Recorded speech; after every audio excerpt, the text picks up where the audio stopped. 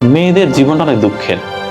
মেয়েদের নিয়ে না কোনো স্বপ্ন রচনা করা যায় না, অন্তত মেয়ে সন্তানকে নিয়ে না। কেননা মেয়েরা আসলে তার জীবনের কোনো কুল কখনোই ঠিক রাখতে পারে না। বাবার সংসারে একরকম অ্যাটিচিউড করতে হয় তাকে, বিয়ে হওয়ার পরে স্বামী সংসারে গিয়ে আর এক রকম আচরণ করতে হয়, আবার বৃদ্ধ বয়সে গিয়ে ছেলের সংসারে গিয়ে আর এক রকমের রূপ ধরতে হয়। মানে বলে না নারী বহুরূপী, এই কথাটা না একটা পজিটিভ অর্থ আছে আমার কাছে। নারী যে বহুরূপী হবে না, নারীর না নিজস্বতা খুব কম হয়ে যায়। সমাজটা এরকম যে নারীকে বারবার মানে স্রোতের মধ্যে ঠেলে দেওয়া হয়। নারীকে অনেক কিছু সইতে হয় এই জীবনে, আমার মাকে যেমন সইতে হয়েছে। তো নারীর জীবনটা আসলে খুব বেশি যে স্মুথ এরকম বলা যাবে না। প্রতিটা নারীর জীবনেই খুব যন্ত্রণা, মানে এক একটা স্টেজে এক এক রকমের যন্ত্রণা।